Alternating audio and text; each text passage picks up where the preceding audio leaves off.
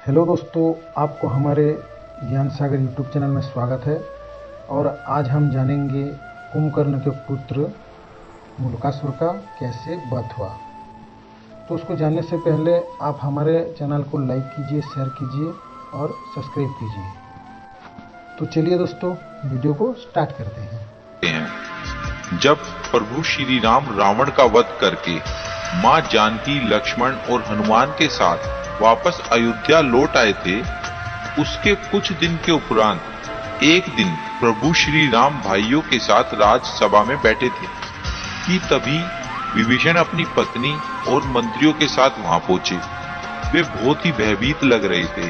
सभा में प्रवेश करते ही वे कहने लगे, प्रभु मुझे बचाइए, प्रभु मुझे बचाइए। प्रभु श्री राम ने विभीषण से उसकी परेशानी का कारण पूछा। विभीषण ने बताया कि कुंभकर्ण का एक पुत्र है जिसका नाम मूलकासुर है। मूलकासुर का जन्म मूल नक्षत्र में हुआ था, इसी कारण उसका नाम मूलकासुर पड़ गया, जिसे अशुभ जानकर कुंभकर्ण उसे जंगल में छोड़ आया। जंगल में मधुमक्खियों ने मूलकासुर को पाल लिया। मूलकासुर जब बड़ा हुआ तो उसने कठोर तपस्या करके ब्रह्मा जी से वर और बल प्राप्त कर लिया। जब मूलकासुर को ये मालूम पड़ा कि उसके पिता कुंभकर्ण उसके साथ युद्ध में मारे गए और अब मैं लंका का राजा हूँ, तो उसने ये प्रण लिया कि पहले वह मेरा वध करेगा और बाद में अपने पिता के हत्यारे मतलब प्रभु श्री राम आपका वध करेगा। हे प्रभु, मूलकासुर ने आपको मारने की ठान ली है और वह इसके लिए तैयारी भी कर रहा है। विभीषण के इतना कहते ही प्रभु श्री राम ने अपनी समस्त सेना को युद्ध का आदेश दे दिया और पुष्पक विमान पर बैठकर लंका की ओर चल पड़े। उधर जब मूलकासुर को श्री राम और उनकी सेना की आने की खबर मिली तो वो पहले ही युद्ध करने के लिए लंका से बाहर पहुंच गया। दोनों सेनाओं में 7 दिन तक भयंकर युद्ध चलता रहा, लेकिन कोई परिणाम नहीं निकला।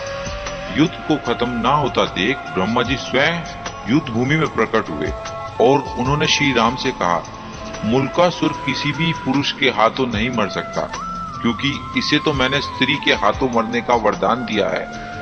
आपका प्रयास बेकार ही जाएगा। मूलकासुर को एक स्त्री ही मार सकती है। मूलकासुर के विषय में अधिक जानकारी देते हुए आगे ब्रह्मा जी ने कहा, एक बार मूलकासुर ऋषि मुनियों से अपने पिता कुंभकर्ण की मृत्यु का शोक व्यस्त करते हुए कह रहा था कि चंडी सीता के कारण ही मेरे कुल का विनाश हुआ है। ये बात सुनकर वहां पर मौजूद एक ऋषि ने क्रोधित होकर मूलकासुर को श्राप दे दिया कि जिस सीता को तू चंडी कह रहा है उसी के हाथों तेरा वध होगा। ऋषि के इस श्राप से क्रोधित होकर मूलकासुर उन्हें निगल गया। इसलिए मूलकासुर को देवी सीता ही परास्त कर सकती है। आप उन्हें यहाँ बुलाकर इसका वध करवाइए। इतना कहकर ब्रह्मा जी वहां से चले गए। भगवान श्री राम ने हनुमान और गरुड़ जी को तुरंत पुष्पक विमान से सीता जी को लाने भेजा। जैसे ही हनुमान जी और गरुड़ माता सीता के पास श्री राम का संदेश लेकर पहुंचे, उसी समय देवी सीता उनके साथ लंका की ओर चल पड़ी और भगवान राम के पास पहुंच गई।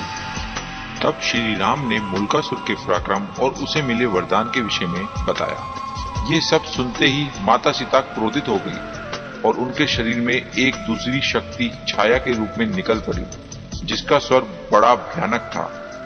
उसी चंडी छाया की आवाज चारों दिशा में गूंजने लगी और वह छाया चंडी सीता के रूप में मूलकासुर का वध करने के लिए आगे बढ़ने लगी।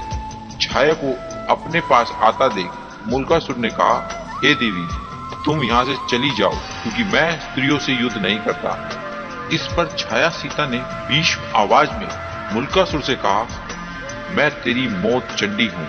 तूने ऋषि मुनियों का वध किया है, इसलिए तेरा अंत निश्चित है।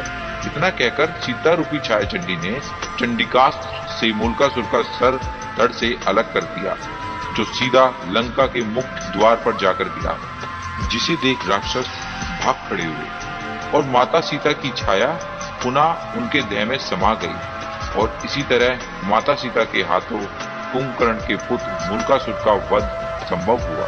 और